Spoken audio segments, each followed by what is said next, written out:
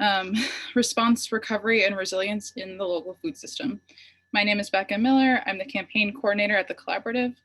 I'm really excited to be joining with you all today. I see lots of introductions in the chat. This discussion series is in lieu of our annual in-person forum. We really wish we could be meeting together in person, but we're so happy that hundreds of people have registered for the 4 sessions that we're holding. These discussions stem from what we learned over the summer when we held a series of listening sessions with food system stakeholders around the Commonwealth, which many of you participated in. Those conversations informed the Massachusetts Local Food System Perspectives on Resilience and Recovery report that we published in October. It's available on our website in the resources section, and I'll drop the link in the chat as well. Today's session, Strengthening Food Security and Increasing Local Food Access for All, is an opportunity to explore more deeply some of the themes we heard during those conversations. Hunger has increased dramatically in Massachusetts this year as a result of systemic safety net gaps and job losses due to the COVID-19 state of emergency. Currently, around 1 million of our neighbors do not have adequate access to food.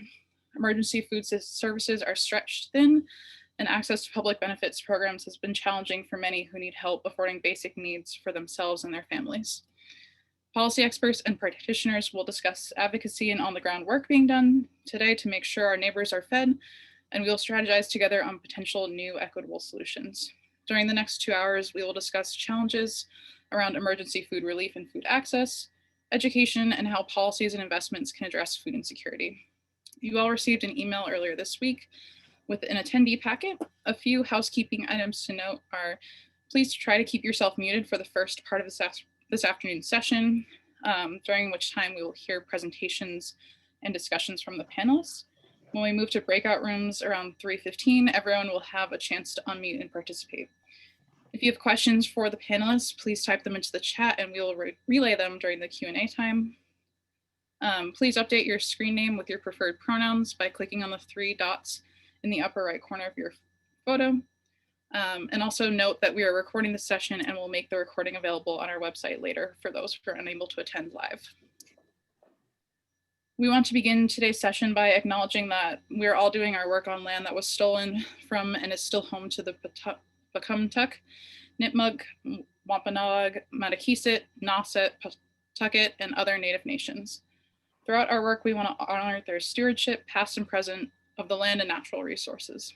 With that, I'm going to introduce today's facilitator, Vivian Morris, board chair of the Mattapan Food and Fitness Coalition and co-founder of the Boston Organization of Nutritionists and Dietitians of Color. Vivian has a lifetime history of working towards social and racial justice, and we're also lucky to call her one of our steering committee members here at the Collaborative. Welcome, Vivian.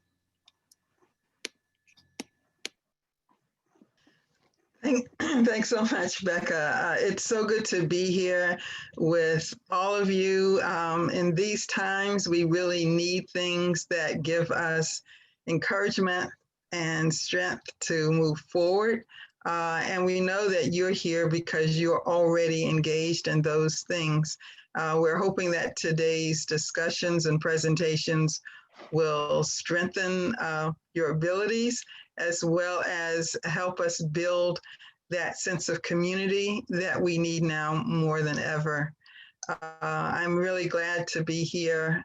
I should mention that that I'm a Boston resident, and within Boston, a resident of the Mattapan community. And through that, been so fortunate to have the strength of neighborhood and support.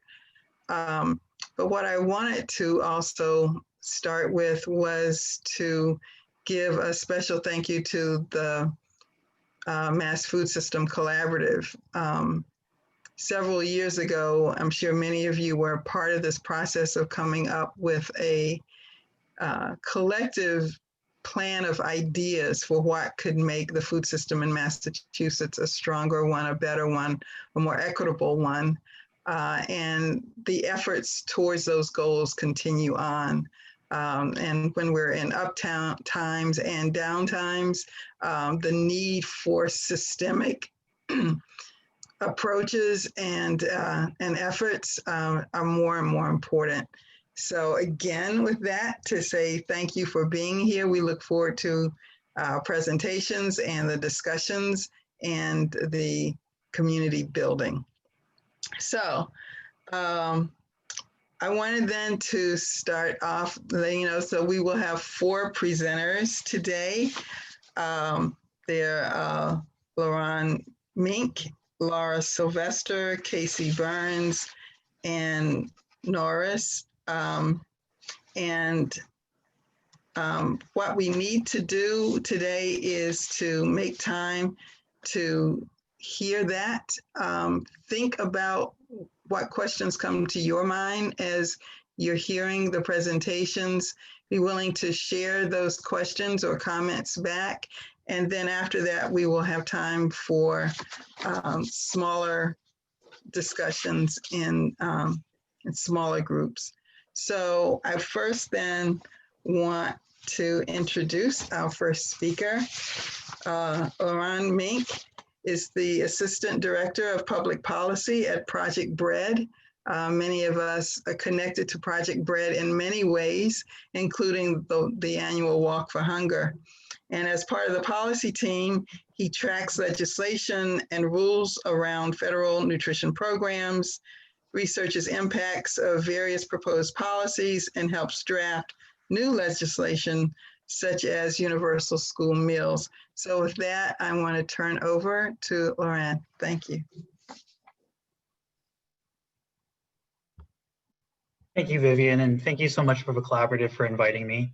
I'm sure if you guys can't hear me, please let me know. Great. So in the interest of time, I'm using a PowerPoint, and I'm just going to let you know this is a very broad presentation, going to be very quick. I'm happy to answer questions during Q&A, and also feel free to reach out to me afterward. I'm always happy to answer questions around anti-hunger policy. So I wanted to start off, before we get into details about nutrition programs, I think it's important for us to recognize both the events of last week and the history of our nation. The horrendous attacks on the Capitol are among the latest reminders of white supremacy and anti-democratic forces have for far too long been embedded in our politics and in our society. In order to solve hunger, we need to address its systemic causes, which include racism, xenophobia, sexism, and classism. And attacks on our democracy and attacks on BIPOC communities undermines our ability to end hunger. We need to listen to individuals with lived experience and continually grow a political will for robust solutions. The pandemic has shown a light on the persistent crisis of food insecurity. We all know hunger was a problem before COVID-19, will be a problem after COVID-19. Working together, we can ensure leaders are accountable and ensure that their actions reflect the will of people. Together, we can demand that our society guarantees access to basic needs like food. As part of that guarantee, I'm going to turn to the current state of nutrition policy and how the pandemic has forced longstanding programs to change. So I'll start with the Supplemental Nutrition Assistance Program, or SNAP, as is the largest and most effective anti-hunger program in our country. SNAP provides a monthly benefit to low-income families that they can spend on food. Unlike other programs, SNAP provides households with some flexibility around how, when, where, and what they can buy. Feeding America, the national network of food banks, reports that for every 1 meal provided by its members, SNAP provides 9. In response to the pandemic, Congress and the USDA has expanded SNAP and eased administrative burdens in a number of ways. Since last spring, SNAP households have received the maximum benefit amount regardless of income. Last month, with the passage of the omnibus spending bill, advocates finally succeeded in pushing through a 15% boost in SNAP benefits. Currently, any household receiving SNAP will get 15% above the previous maximum amount. Last month's deal also included an extra $300 per week in unemployment payments, but unlike the previous increase in unemployment, the additional money will not impact SNAP eligibility. Before the pandemic, a few states began participating in a USDA pilot to allow for online ordering for SNAP users. USDA rapidly brought more states into this pilot, including Massachusetts. Finally, the deal last month also included language making it easier for low-income college students to be eligible for SNAP.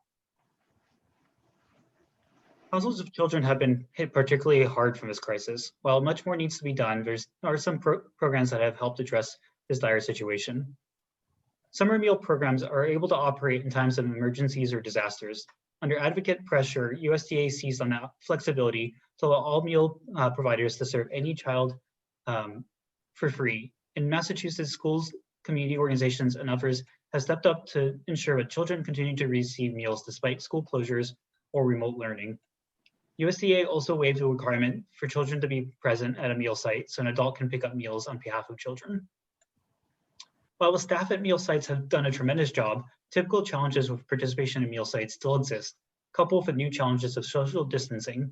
With that in mind, Congress authorized a Pandemic Electronics Benefit Transfer Program, or PEBT. Under PEBT, students who typically were able to receive free or reduced price meals would instead receive a card to purchase groceries. Roughly half of students in the state received this benefit in the spring, and recently in Massachusetts, they began to receive it for this school year. Congress has also authorized the PEBT program to be expanded to younger children who are not attending daycare or preschool. Finally, it's important to note that the Trump administration's proposed changes to public charge do not apply to school meal sites, school meals in general, or PEBT.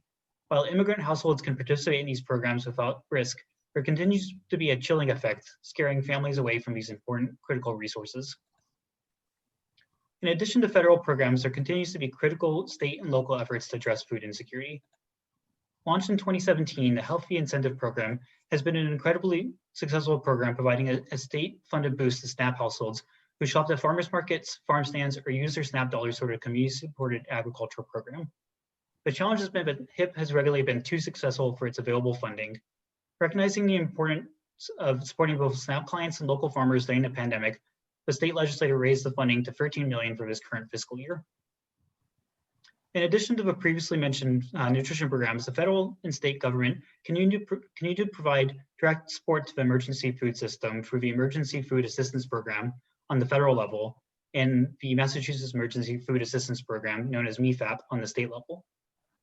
All these programs received increased funding in response to the pandemic. So what's next? Well, first we must extend and strengthen programs developed to respond to COVID-19. Whenever possible, we must look to make these improvements permanent. Many of these expansions and extensions expire on June 30th, such as PEBT, meal sites, and increase in SNAP. Even if vaccine distribution is accelerated, we expect the economic and food insecurity crisis to linger. We need to provide these supports at least, and I stress at least until the economy recovers. While these programs are very effective, they still leave out too many households. In Massachusetts, SNAP eligibility begins at below 200% of the federal poverty level, which is well below the level of income needed to live in Massachusetts. This means many families who struggle with basic needs like food do not qualify for benefits. Furthermore, many immigrants are restricted from receiving SNAP. We must reduce and eliminate these barriers. There are several federal advocacy opportunities in the next coming months and years. As President-elect Biden is committed to passing additional COVID relief, each of those bills are opportunities for us to expand and improve on food assistance. And beyond the pandemic, we have the Child Nutrition Reauthorization, which governs child nutrition programs, and the Farm Bill around the corner in Congress that can help make some of these changes permanent and continue to expand these programs. There's also several state advocacy opportunities. I'm sure I'm missing many wonderful campaigns here, but these are a number that Project Bread will be supporting, not an exclusive and comprehensive list, but at least a draft of it. So the SNAP gap is an ongoing effort to close the gap between individuals eligible for SNAP but not receiving benefits. The campaign aims to create a common application so that individuals and families can more easily apply for basic needs programs all at once. As mentioned, HIP has also been a great success in Massachusetts, continues to need advocacy to ensure proper funding and support, and that is a priority for us. A bill to establish hunger-free campuses is a new piece of legislation that will help address the growing number of college students who are food insecure. The bill will help encourage colleges to marshal existing resources like SNAP to support their students. And finally, Project Bread has launched a campaign for healthy school meals for all, also known as universal school meals. Under this policy, every student would be able to eat school breakfast and lunch for free, regardless of household income. So in the spirit of building a more equitable food system, I'm going to put a link in the chat box for you to take action right now. Use that link to email and tweet at your state rep and state senator, sharing your support for healthy school meals for all. And with that, I'll pass it back to Vivian. Thank you so much. That's always a lot to take in, and yet I'm sure you had to cut back all the many things that you could have shared with us. But it's really important that we have that that ability to look at both at the national level, the state level, and then to be able to bring it or down to our local level. So with that, we would like to introduce Casey Burns. She's the director of the Coalition for a Healthy Greater Worcester. She's an experienced program manager and a community organizer. And I'll just say, as director of programs for the Regional Environmental Council in Worcester, previous to her current role, Casey was responsible for the development of the community food programming. So with that, I'll turn it over to Casey. Thanks so much. Hi, everyone. Yeah, I'm going to talk a little bit about kind of what the work has looked like in Worcester with our partners in kind of responding to both the exacerbated needs for food insecurity resources in response to the pandemic, and kind of where some of the challenges we've faced through that. And so I think what's really been core to the work that's happened in Worcester is very early on in the pandemic, a group of leaders in the city from both our United Way, Greater Worcester Community Foundation, the City of Worcester, as well as some of our cultural organizations met in early March to look at, how we were going to address this crisis that we saw coming. And they formed a group called Worcester Together, which both served as a fundraising initiative, and they raised over $10 million to this point, as well as a convening body for organizations to meet and collaborate and address gaps. And so that group has met as a whole group. They were meeting twice a week and now once a week, since early March. And then there are, I believe, 9 subcommittees around social determinants of health, as well as population-specific groups that have been meeting in order to convene and talk. And so one of those groups is the emergency food group. And then another that I've also been heavily participating in that work closely is a logistics team. And I think part of our strength in this work, besides having access to funding and this collaborative initiative, is that in Worcester's experience, they were a site for many people who were resettled from Puerto Rico facing the devastation from Hurricane Maria. And so through that effort, established systems for centralized referrals and resources for Puerto Rican evacuees. And so we utilized our Family Resource Center in order to be able to be a centralized call line to then track resources in food and housing, in economic opportunities, and all these different things to be able to refer people. And so when this crisis hit us, we had this established framework to be able to build on. And so we kind of re-navigated as part of our logistics team to work with the Family Resource Center, who was able to utilize some flexibility during this crisis period in order to be able to expand the population they would be able to serve in that role. So that's really one way that I think we've been able to find the most success. And then the other way, in this kind of coordinating body, we've been able to, meet with partners in this emergency food group to talk through specific issues of what was happening in school meals, in HIP, and, transitioning to a HIP to go program, in PBT usage. And we're really to track where our usage was according to zip code, and where we needed to do further outreach, further contact and support to pin cards and start to utilize them so that those dollars did not go to waste. We also were able to address specific gaps that we found in our community that were, already existed, but again, being exacerbated by the pandemic and people facing quarantine and isolation due to being sick itself. And so we established what's called a hot meals delivery program, where we worked with a local business association, the Maine South Business Association, which is in one of our lowest income neighborhoods in Worcester, and we worked with all Latino and Black-owned businesses and the Maine South CDC in the neighborhood to serve as fiscal sponsor and set up a system with our Family Resource Center so that anyone who was tested positive who indicated that they were food insecure could either be referred through testing sites or the contact tracer program to the Family Resource Center, and then be connected to, and then they would receive a week's worth or a daily deliveries for 1 week of a hot meal from a restaurant of the cultural preference of their wish, and with considerations for allergies and other dietary restrictions, delivered to their house for 1 week for every household member, not even those just who are just COVID positive. We also fundraised for additional funding to also include cleaning supplies, PPE, and hand sanitizer and thermometers, because we're finding, especially in those early days of the pandemic, people are freaking out. I drove to Gloucester and picked up 10 gallons from a distillery and figured it out and poured it into little bottles.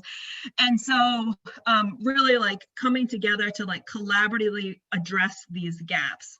Now, we also worked out, we kind of enrolled a team of volunteers, which has turned into a paid resource for volunteers to pick up food and deliver it from food pantries. And with that, cleaning supplies. So this is just some of the ways we're able to fill in gaps while at the same time coordinating some of these like basic, or non-pandemic specific resources as well. We did face significant challenges and still do, however, in the real access to some of the resources. Number one is that through this work, we have not been able to access any of the federal or state funding that's come through. We were promised $100,000 from the City of Worcester from the CARES Act funding to go directly towards the Hot Meals program. However, we just learned like few weeks ago that they're requiring individual signatures from anyone who received the meal with individual income verifications. It's impossible for us dealing with COVID positive households to be able to do this. And so we are lucky that we've been able to rely on the private dollars, but this is just the tip of the iceberg for the services that we could be providing if we were able to access these promised state and federal resources. We're also continuing to advocate with our legislators and decision makers for Central Mass and Worcester to have seat at decision-making tables, so that when programs are developed in response to these efforts, and we're seeing this now with the new MEMA state funding for produce boxes, that are based on local initiatives, that they're not consulting, local partners in order to develop this in the ways that they need that, and funneling resources again to these programs that have been established based on local knowledge. We continue to see challenges, and even with this network of support between communication between food pantries, and we saw a lot of efforts of people very moved and excited to be able to offer help to the community, but without knowing, hey, there's a food pantry right down the street. Oh, there's this, this is the clear information of who can access the food pantries. We still saw duplication of services. So continuing to, consistently message resources and access to them, as well as continuing to work across all of our work on, a culturally responsive and anti-racist lens, so that we're continuing, so that food that is available is, delivered, presented, and benefiting those who are being impacted most by the crisis. And I think that's all. Wow, thank you so much, Casey. We learned a lot about Worcester, and probably a lot of ideas being sparked in minds as well as we're hearing this. So I wanted to ask everyone, again, as you're hearing the presentations, and if it brings to mind your own questions, please feel free to go ahead and place them in the chat. You may still share them to the group when we are open for that, but putting it in the chat helps us get a better sense of what are the responses that you're having as you're hearing the presentations. So again, thank you. And we are very fortunate to have as our next presenter, Norris Guscott. And Norris has been involved in food access issues in the city of Lynn for more than 10 years. He currently is the chair of the Lynn's Food Security Task Force and also serves in leadership for another organization. He's the director of the Lynn Food and Fitness Alliance.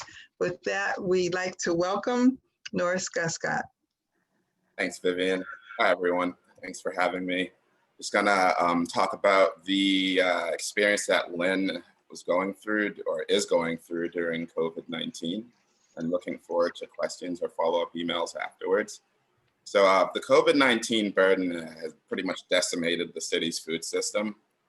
More families than ever are resorting to food aid charities, and that's evidenced by, the Salvation Army's operations increasing by 60%.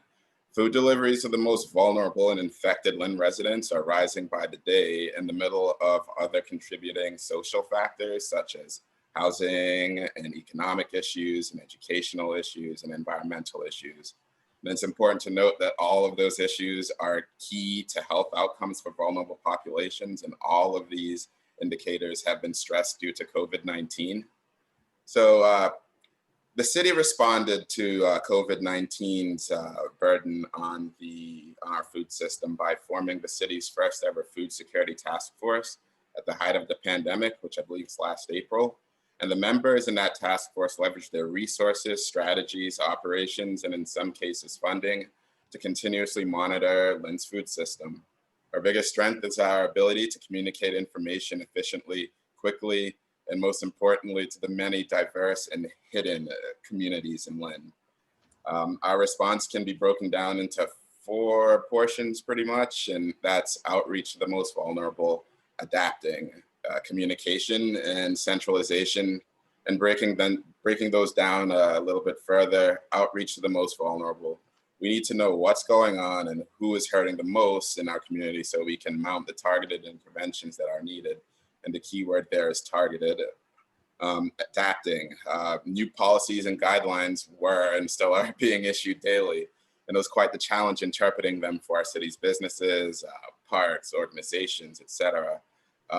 We in Lynn had to develop a policy on farmers markets that were compliant with the CDC, Governor Baker, Mass DPH, MDR, just to hold regular in-person farmers markets. And the significance there is 70% of the customers utilize SNAP, HIP, WIC. And so that is the definition of most vulnerable utilizing. So we had to ensure that was all right. Communication, strong communication to all parts of the food distribution chain was required. Folks need to know what was going on within the many working parts. Food banks needed to know about available dollars and produce. Nonprofits were interested in grants. City Hall about policy. Residents how to access resources, and legislators how can they help and which policies were working. Effective communication ensures that rapid response to issues that arose quickly were dealt with, and there were many, and there still are. And centralization, the magical word. So lots of amazing work around food was happening long before there was a food security task force in Lynn. And a major hurdle was centralizing all of that. To borrow the expression, knowing what the right hand is doing, or the left hand knowing what the right is doing. So in terms of new challenges, COVID didn't necessarily create any new long-term issues or challenges. Folks have always struggled to afford, to get to, and to be nutritionally literate. Everything was only exacerbated, I would argue, by COVID-19, especially in a city like Lynn. That being said, we did have some short-term problems that arose, such as PEBT, and I wouldn't really call that a problem because that was a solution to what is a major problem in Lynn. And so we just had a quick background on PEBT. So it was an immediate response from the government, and it sought to address the issue of children who were previously dependent on school food for main meals, but who are no longer able to get there because of school closures. Lynn was issued approximately 12,000 but only 10,000 were activated, leaving 2,000 outstanding. This meant that 2,000 children could be experiencing some form of food insecurity. Local dollars remain unspent to our local farmers. And since we found out that some Lynn residents weren't activating the card, and again, this was spoken about earlier, due to a host of issues, including being fearful of immigration, the public charge, not knowing how to activate the card, not receiving the cards, misinformation about how to utilize. And luckily, we were able to compile that information and launch a massive media campaign to inform Lynn residents not to be fearful, how to utilize the card. This information was relayed to the mayor's office, and we are in touch with Senator Crichton's office quite a bit. And luckily, we were able to form some sort of response to that. And just based on, you know, Project Bread's current outreach, and even what Liren was saying earlier, that message was well received. And so that was pretty awesome to see. But in short, the food system prior to this was one that was not working for everyone. So there was no quote unquote new issue, just old ones returning with a vengeance and on steroids, I would argue. So the supports the task force sought to provide residents in Lynn were rooted in addressing the social determinants of health around food access, with those being policy, targeted funding, education, and communication.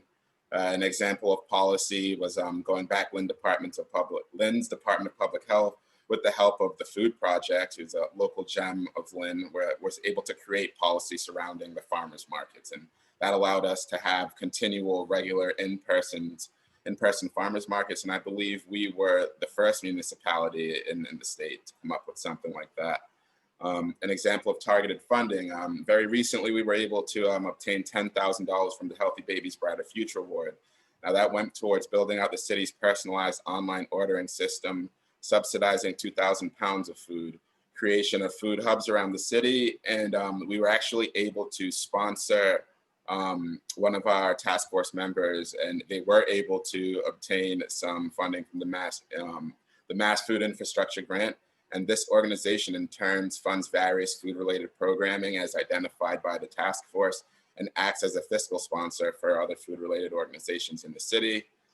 Food education, that's teaching families where they can access resources, nutritional literacy, community cooking classes. Once COVID stems, we're planning on doing community cooking because the task force is currently in talks of opening up a main central food hub called Project Phoenix, and it will have a community kitchen. And an example of communication, which I'd argue is our strongest suit. The representation on our task force covers, say, almost all of Lynn, and can find the hidden communities, the most vulnerable. When a new initiative is launched, Lynn residents know about it pretty quickly. That's our greatest strength, and I'm pretty proud of that. And in looking at our work through a racial justice lens, so when we look at disparities, we see that often minorities and those on the lower end of the socioeconomic spectrum suffer the most. Minorities are 2 to 3 times more likely to experience food insecurity, live near junk food, which is cheaper and easily accessible, live further away from full service supermarkets, and just overall associated with lower health outcomes and linked to, you know, more food linked diseases such as diabetes, hypertension, and obesity. So given that fact, food insecurity does impact minorities at a higher rate. I'd argue everything that we and other food-related organizations are doing should be rooted and looked at through a racial lens, given that most of our initiatives are going to be going towards minorities and the most vulnerable and those on the lower end of the socioeconomic spectrum. You know, I once called food the great equalizer, and I strongly believe that. And in order to really mount effective interventions, racial equity, that has to play a central role in our food system, and that should always be kept in mind. And and that wraps it up. I'm aware of time. Thank you for giving me the opportunity to share about what's happening in Lynn, our food system, and how COVID-19 has impacted that. Well, thank you so much, Norris. That was inspiring too, and again helped us to really see that, you know, digging deep, whether it's digging deep in terms of organizations and community members who are often hidden and not given the full, you know, just pride of their presence in our communities is so very important. And we're going to learn from what you're saying too. So again, I'm mentioning some of you have started to raise questions in the chat box and to reach out to each other, which is just wonderful. Please continue to do that as we welcome our last of the four speakers, which is Laura Sylvester. Laura is the Legislative and Community Partnership Coordinator for the Food Bank of Western Massachusetts.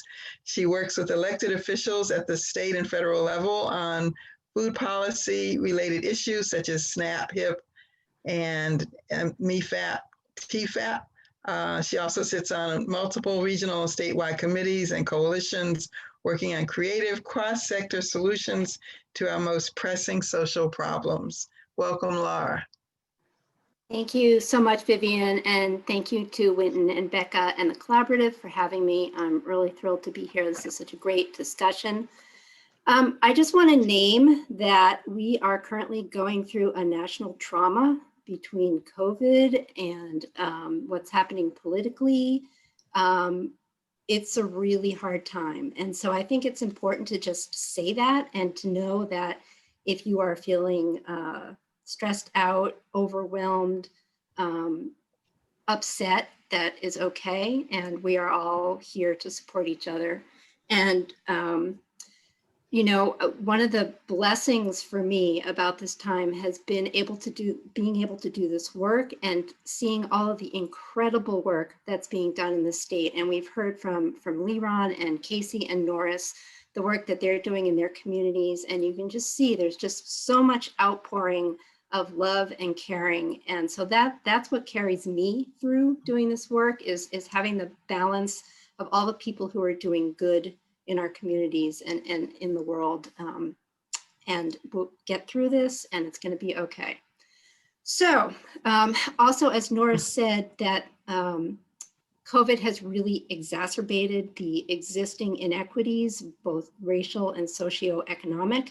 And we've certainly seen that in our food bank. So the Food Bank of Western Massachusetts, we cover the 4 westernmost counties of Massachusetts. So it's Hampden, Hampshire, Franklin, and Berkshire, basically the western third of the state. We have a network of 251 member agencies, food pantries, shelters, and meal sites. And I was looking through the attendance list here, and I see that there are a number of Western Mass people in this conversation. So hello, shout out to everybody from Western Mass. We, you know, are a big part of the state. We're 1/3 of the state geographically. We're smaller in population, but we like to be part of these conversations because we're doing great work out here. So just talk about a little bit about what we've seen in our food bank since COVID hit. We've seen a 19% increase in the number of people who are seeking food each month. So pre-pandemic, it was around 96,000 people a month coming to our meal sites and pantries. And now it's about 115,000. That's a lot of people for a not huge population out here. We're about 1,818,000 people in the 4 counties. So that's a very high food insecurity rate. In fact, it's just under 15%, which is a 50% increase in the food insecurity rate since the start of the pandemic. Statewide, there are more than 1 million people who are food insecure in Massachusetts. That's 1 in 7 residents, including 1 in 5 households with children. That is just unacceptable. That is too many people going hungry. As Leron said, hunger is a political problem, and we are the richest nation in the world. There is no reason anyone should be food insecure. No one should be hungry. As Jim McGovern says all the time, we just lack the political will to solve those problems. So a lot of the work that I do, even though I work at a food bank, our ideal is to, if we're really doing a good job with advocacy, we want to put ourselves out of business. Food banks should be for emergencies only. It should not be a long-term solution. So all of the work we do addresses the underlying causes of hunger, and we are trying to fix those politically so that people can have enough to eat. So COVID really forced us to change the way that we deliver food. Many of our agencies are run by volunteers. A lot of those volunteers are senior citizens. Obviously, senior citizens are in the higher risk group for COVID. So they've had to really figure out how to deliver food or how to, get food out safely to people. So most agencies have moved to outside distribution. They're doing pre-bagged so that people who are coming to access the food don't have the same choice that they used to of being able to go into agencies and pick out what they want. So that's been hard. They've also had to, institute social distancing, mask wearing, etc. So we're also seeing a lot more people who are newly food insecure. And we've increased the amount of food that we're distributing by about 23%. So there have been a number of both federal and state programs that have happened to help with the food gaps. On the federal level, there are the CFAP boxes. You might remember at the beginning of the pandemic, there were a lot of stories about farms just dumping tons of food because they didn't have anybody to buy it. The Trump administration put a bunch of tariffs into place where farmers couldn't sell their produce to their usual markets. Also with the shutdown of the economy and the shutdown of restaurants, a lot of farms who were supplying restaurants didn't have anything to do with it. So there's been some shifting to get that food into the hands of people who are hungry. I think, we've done a fairly good job of that. I think we could have done a lot better. And I think there's still a lot of work being done on that. On the state level, the food banks are given money by the state by the Massachusetts Emergency Food Assistance Program, also known as MEFAP. The legislators recognized that there were this huge need with COVID, and they gave us an extra $9 million in a supplemental budget. That money was spent really quickly. Because of the increased amount of food that we're giving out, we've had to purchase way more food than we've ever had to. Usually the food that we get comes from the state, it comes from the feds, it comes from donations. We lost a ton of donations from the bigger grocery chains because, they were barely able to meet the need with the people who were coming in to buy food. The supply chains were messed up. So we have been able to keep up with the demand, but not necessarily the need. So even in the best of times pre-COVID, the food banks do not meet all of the need that there is in the state. There's always a gap. So that gap still exists, but I don't think it's gotten worse because we have been able to use the extra funds that we've gotten to buy food to give out to people.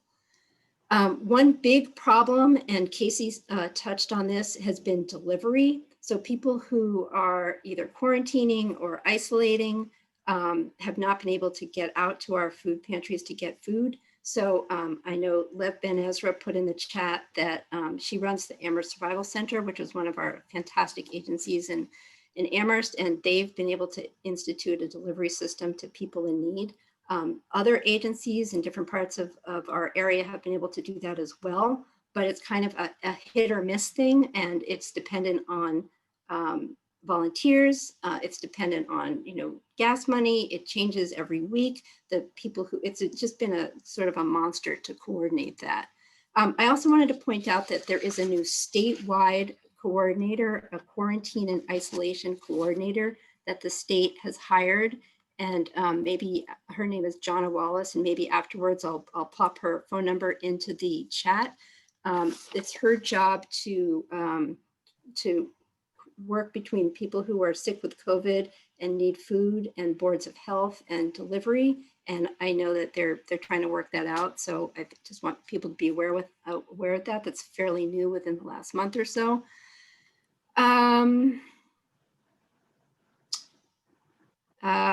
We also do SNAP outreach. We help people apply for SNAP applications. We had been doing that pre-COVID. We have a team of 4 people who are out in the community helping people apply. We have, in colleges, in different meal sites, just wherever. So, but that's all had to go online. So that's another thing that's changed is we have a phone number. I can also put that in the chat if anybody wants to know that. So what is still needed? So we still need money. We need money for tents and heaters, for vans, for gas money. There's been some money that the state has given for food insecurity infrastructure grants. There's been 5 rounds of those grants. Am I at time? I'm on a webinar, but I'm just sort of listening. So it's fine. Sorry, Laura, keep going. Okay. There's been 5 rounds of this grant program. So that's been able to help some of our agencies with some of the things that they need, but I think that's just been a drop in the bucket. And then I just want to talk more broadly about some of the policy things that we're working on. One is just better transportation options in general. In Western Mass, there's huge gaps in public transportation. Many areas have no public transportation at all. And where there is public transportation, it's inadequate. So that's a huge cause of food insecurity in our part of the state. People just can't access grocery stores because they don't have a car and there's inadequate public transportation. So we're always working on trying to come up with smart ideas of how to get people to food with transportation. There's also the Hunger Free Campus Initiative, which I think Liron mentioned briefly. So we're leading that effort along with Mass Law Reform Institute and the other food banks in the state. And that would create a grant program for 2- and 4-year state colleges to provide support and assistance to alleviate hunger on campuses. There's all sorts of great things that it would do, like create a task force, designate a point person whose job would be to help students with food insecurity and possibly housing and childcare. It would educate students about SNAP. It would create either on-campus pantries or help campuses pair with existing pantries. There'd be a meal swipe share program. And I can give people more information about that if they wanted. We're also working, this is the last thing I'll say because I know we're probably coming up against time. We're also working on a piece of legislation that was filed this last session and got as far as Ways and Means and then hit COVID and it didn't go any further. It would create a pilot program in Western Mass to address the cliff effect. So the cliff effect is when people are working and they're earning a certain salary, let's say $8 or $10 or $12 an hour. And because they don't earn a lot of money, they're on a lot of public assistance programs to help with housing, with childcare, with SNAP. But then once they reach a certain level of income, all of those programs just stop and they fall off a financial cliff and they ended up being worse off than they were before they got the raise or the new job. So they end up not being able to advance in their careers because they can't afford to take that extra money because they lose the programs. So we're putting together a 3-year pilot program that would work with 50 families in Massachusetts and a whole bunch of businesses to get them work, to provide them with counseling and coaching and financial counseling as well. And then it would create a savings program over 3 years of time. And once they complete the program, they'd have a $10,000 savings account that would be given to them through the earned income tax credit. And so we're really hoping that that can be then a model for a statewide program, because this is one of the big barriers for people being able to climb out of poverty. So I'll stop there. I'm really looking forward to questions and also to the group discussions. Thanks so much, Laura. Wow.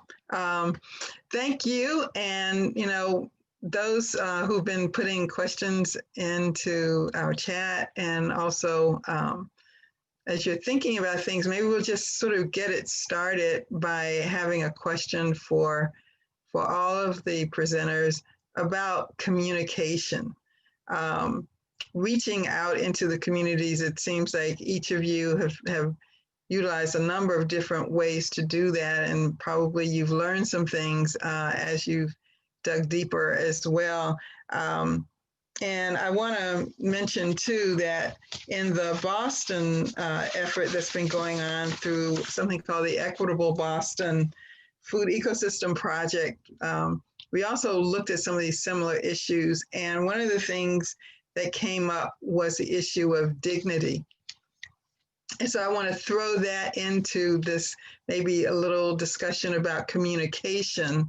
So both, how do you make sure that you're reaching everyone, and how do you do it in such a way that people do not have any sense that they're being mistreated, misviewed, misunderstood as they then respond to your efforts at communication. Who would like to get us started? I wish we had some like communications colleagues on this call, because I think they've been doing a good job. I mean, there's always more to do, but they're working hard on this stuff. I mean, I don't know if there's necessarily like a secret formula, but I mean, we've been trying to do everything and anything to get the word out.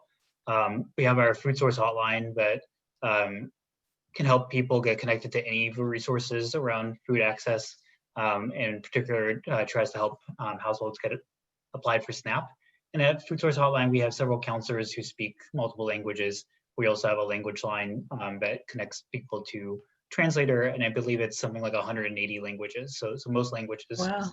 That our callers, probably not all, but probably a vast majority of them. So, you know, one of the questions I saw in the chat was like beyond just email and internet. And so we have that phone number as many places as we can get it out there on. We have a partnership with the city of Boston where we put some ads on buses, on bus shelters. I'm not sure all the different places, because now I live an hour north of Boston, and thanks to COVID haven't been down there, but know that we've been trying to get that everywhere and anywhere. And to the question of dignity and stigma, I mean, that was really one of the driving forces of how to design this campaign, of really removing some of the shame and stigma around applying for programs like SNAP and accessing other resources. And with SNAP in particular, the message that we really tried to get out there is that, you know, if you're struggling to purchase food, this is something that can help you. And you can select the kind of foods that you want, but no way that you're normally comfortable purchasing food, because you can shop at most grocery stores, most other stores, at farmers markets. So it's a resource that can help in a time that lots of folks are struggling. So the pandemic, for all the terrible things happening, at least has helped us kind of chisel away at some of those feelings of stigma of why a household should or should not apply for a program like SNAP. And I'm happy to put some of those images from our ad campaign. I'll try to find them and put them in the chat box for everyone. From a local, thanks for that, Claire. And then just to add from a local gov point of view, so it's accepted that as working in a city hall, that automatically there's a segment of the population that will never really like trust whatever I say. And so long story short, and I know Lynn might be fortunate and it might be a different case, but there are already, so you should utilize the local organizations that are already working with those populations, because they have established trust. You should look to religious institutions. You should tailor outreach and communications in ways that it would appeal to the population that you're trying to, and I'm getting all fancy, but your outreach efforts should really mirror the communities you're trying to reach. Like, for example, if you're trying to, Lynn has a population of Russians, if we're trying to do outreach to the Russians and we're writing everything in English and We're not going to areas where Russians, and this, I mean, now it's COVID-19, but prior there was a New American Center. You know, they used to have mushroom walks in the woods. You need to go there, go to where the populations are, count on your community groups. Again, the task force has, for example, Mutual Aid Lynn, who I'd consider the eyes and ears of Lynn. They have networks and communications with groups of or neighborhoods and pods of folks that, you know, other organizations wouldn't. And so, yeah, just being as broad as possible. In terms of dignity, well, I guess it's explain. I mean, that is a tough one. But I a lot of the times, if you explain to the folks who need the resources, you know, look at it as food is medicine, and if you're not getting the proper medicine that's required, then you have to do something. You know, COVID-19 has exacerbated everything, and you know, there should be no shame in you know, reaching out for help. And I know all of this is easier said than done, because stigma is something that society itself has put on to, you know, reaching out for help and, you know, food aid. And so, yeah, just to touch on some of those points, I hope that was helpful. That was helpful. So any other last statements about that? And we can, I'm sure there are a few other questions that we can raise as well. Hi, Vivian. It's Kanan from Boston. Hi, Kanan. How are you doing? Good. Good to see you here. Good to see you too. So I just had a couple of quick points to share on that, because we learned a lot in the past year serving in our community of East Boston, where there are a lot of working class folks, there are lots of immigrant folks, and there's a linguistic barrier as well, with some at least a good section of the population, I would say 20% at least. And there are other kinds of barriers, cultural and whatnot. What we found was along the lines of what has been said already, you have to find the channels that people are communicating with already. So some people use WhatsApp, never go to email. When we collect what information people can give us, contact information, there's nothing in the email section. So you cannot email them. And there's a phone number, so you can text them, or they're on WhatsApp, you can get them on WhatsApp, then you're communicating with them. So we've been sensitive in terms of what channels people are already connected to, so we could communicate with them on those channels. Like for those of us working at Eastie Farm, we've got this command center sort of thing that's like has email, has WhatsApp, has text, and all that set up, and just constantly go back and forth between those. And we also found that at the end of the day, if you want to reach out a community, you need to be part of that community. And as we all know, there is some of these inequities have already been there. COVID only exacerbated and complicated them, but it didn't cause any new inequity. So people have been organizing against these inequities. In our neighborhood, housing has been an issue. Displacement has been an issue. In fact, COVID got worse because people got internally displaced, and in a 3-bedroom house, there'd be 3 families living, because that's what they could do when they had to be displaced inside the neighborhood.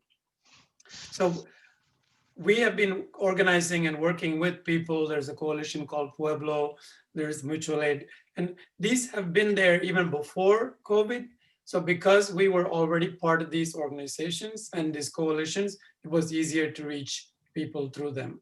And finally, I would say, whenever we're trying to reach a small sector of the population, like Russians and Lynn or whatever, there's like we identify, our method has been, let's find someone from that group, get them involved in the work we do, and pay them for it. And that made it much easier. They became the bridge then for that sector of the population. Thank you. Thank you so much, Kanan, for sharing that.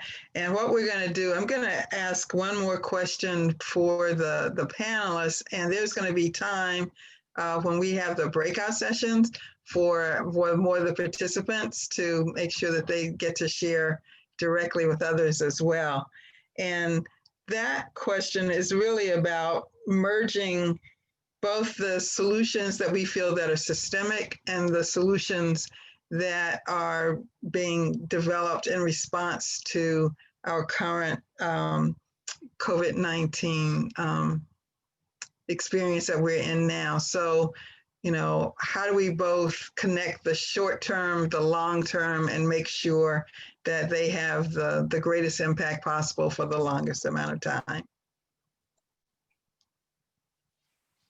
Briefly, I mean, one way that we're currently looking at this is where the Coalition for the Greater Westerners, my current organization, is the kind of lead developer of our community health improvement plan. And I could say that, this is our strategic 5-year plan for improving community health. But I have to say, this plan looks very different now that we're doing the process of actually developing strategies now than it would have if we had done this 9 months ago.